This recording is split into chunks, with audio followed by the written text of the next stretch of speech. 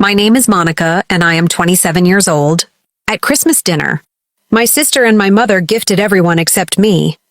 Then I realized I wasn't forgotten. I was being tested. The dining room glowed in soft golden light, the kind that makes everything look warmer than it really is. The tree in the corner sparkled with silver ornaments, and the smell of cinnamon and roasted turkey filled the air.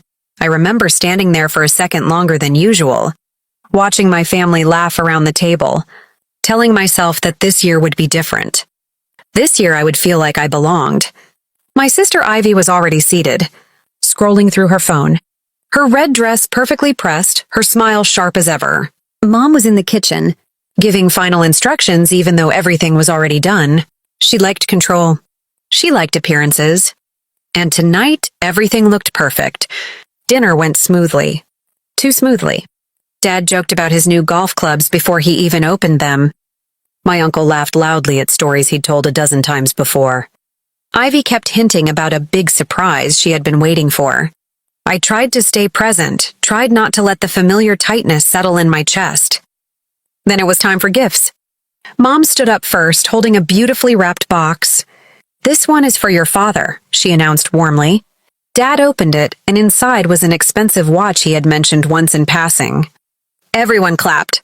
Ivy handed him another gift, custom cufflinks with his initials engraved. More applause. Then Mom turned to Ivy. "And for my beautiful daughter," she said, her voice dripping with pride. Ivy opened a designer handbag. She gasped dramatically, stood up, hugged Mom tightly. "Oh my God, Mom, this is exactly what I wanted." I clapped. I smiled.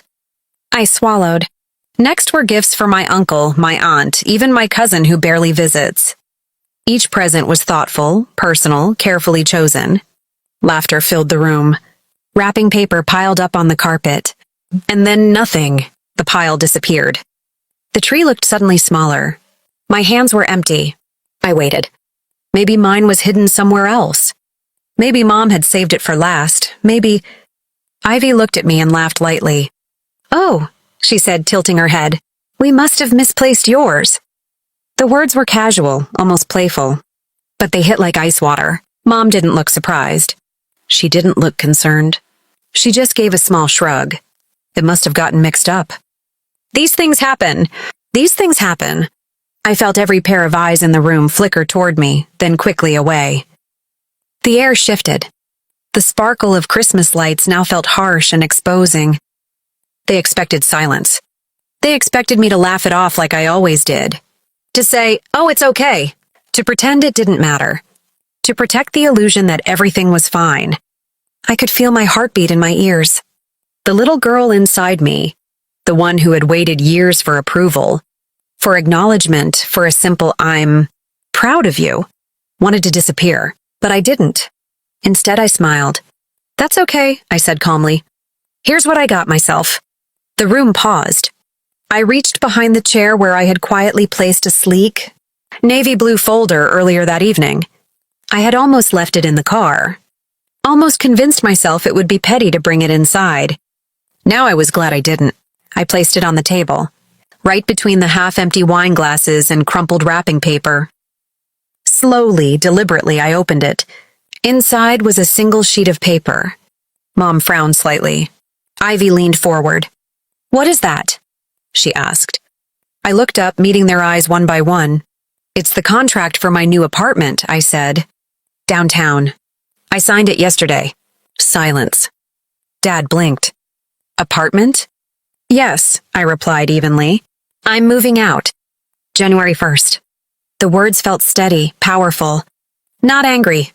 Not emotional. Just final. Mom straightened in her chair. "You didn't tell me you were looking." "I wasn't," I said. "I decided last week." Ivy let out a small scoff. "Wow, dramatic much?" I ignored her. "For years," I continued, my voice still calm, "I've contributed to this house.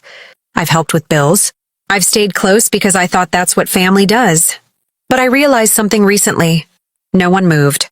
I've been waiting to feel chosen here. And I don't anymore." The clock on the wall ticked loudly in the quiet. Mom's face hardened slightly. "Monica, it was just a mix-up." "Don't make a scene." "A mix-up," I looked at the empty space under the tree where my gift never existed.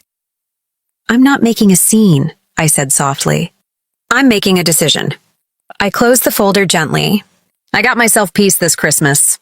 The room froze. For the first time, no one had a clever comment. No one laughed. No one corrected me. I wasn't angry. I wasn't shouting. And maybe that's what unsettled them the most. I stood up, smoothing my dress. "Dinner was lovely," I added politely. Ivy's smile had faded. Mom looked like she was calculating her next move, trying to regain control of a situation that had slipped from her hands.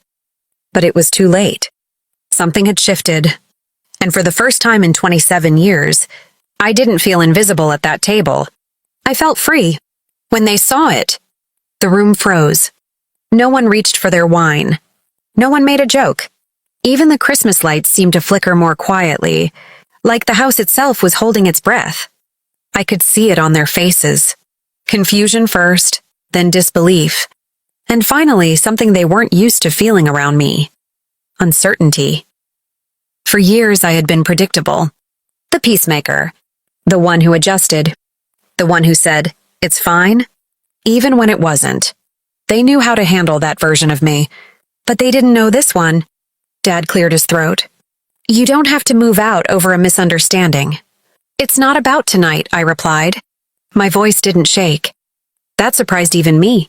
Tonight was just clarity. Mom, his jaw tightened.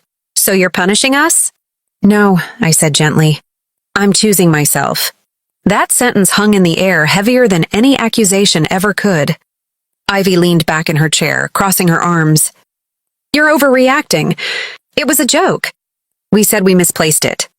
I looked at her, really looked at her. The confidence she wore like armor. The way she had always known she was the favorite. It wasn't even entirely her fault. She had grown up being chosen. I had grown up being compared. "Ivy," I said quietly, "do you even remember the last time Mom forgot something of yours?" She didn't answer. Mom exhaled sharply. "This is ridiculous. We have given you everything." I almost laughed at that. Not because it was funny, but because it was so far from the truth. "You gave me a roof," I said. "And I'm grateful for that.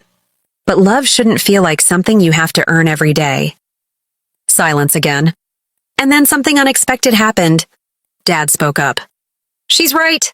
All of us turned toward him. He looked uncomfortable, like he had been holding something in for years and didn't quite know how to release it. "We have been harder on you, Monica," he admitted. "We expected more from you. You're stronger. More responsible." Mom stared at him. "So now this is my fault?" "I didn't say that," he replied carefully. "But maybe we stopped noticing." Stopped noticing. That was it. That was the invisible weight I had carried for so long. Not cruelty, not hatred, just indifference disguised as normal. I picked up the folder again, holding it lightly against my chest. "I don't want an apology tonight," I said. "I don't want a last-minute gift pulled from a closet. I just needed to stop pretending this didn't hurt." Ivy shifted in her seat, her earlier confidence cracking just slightly. "You could have said something before." I met her eyes. "I shouldn't have had to. The truth doesn't have to be loud to be powerful." Mom finally stood up from her chair. For a moment, I thought she was going to argue again. Instead, she walked toward the tree and stared at the empty space beneath it. "I didn't buy you anything," she admitted quietly. The honesty felt sharper than any insult. "I know," I said. "I thought—" She paused, struggling. "I thought you wouldn't care. You're always so independent. You never ask for anything." That hurt in a different way. "I never asked because I didn't think it would matter," I replied. The room didn't feel hostile anymore. It felt exposed. And that's when it hit them. It wasn't about a box with wrapping paper. It was about years of small exclusions. Years of being the reliable one. The quiet one. The afterthought. Dad rubbed his face. Ivy looked down at her lap. Mom turned toward me again. "Are you really leaving?" "Yes." "When?" "January 1st. The date sounded symbolic. A new year. A new beginning. She nodded slowly, like she was realizing she couldn't control this outcome. "You've already signed?" "Yes." Another long pause. Well, she said finally, her voice softer than I had heard in years. I hope it makes you happy. It already does, I answered. I walked over to the tree one last time. I didn't need a present from under it. I had given myself something far more valuable, self-respect. As I grabbed my coat, Ivy stood up. Monica. I turned. She hesitated. Pride battled with vulnerability on her face. I didn't think it was that serious. It was, I said. But it doesn't have to stay that way. That was the difference. I wasn't cutting them off. I wasn't burning the house down. I was just refusing to stay small inside it. I stepped out into the cold night air, the snow crunching beneath my boots. The sky was clear, scattered with stars. For the first time in years, my chest felt light. Inside that house, they were probably still sitting in silence, replaying the moment, reevaluating things they had taken for granted. When they saw it, when they saw that I wasn't begging, wasn't crying, wasn't fighting, the room froze. Because they finally understood, I didn't need their permission anymore. 2 weeks later, on New Year's Day, I carried the last box into my apartment. The space was small, but it was mine. Sunlight streamed through tall windows, reflecting off bare walls that held nothing but possibility. My phone buzzed. A message from Mom, "We're proud of you." It was simple, short, maybe overdue, but it was a start. I placed my phone down and looked around at the quiet room. This was the real gift. Not something wrapped in paper, but the courage to stand up at the table when they expected silence, and smile anyway.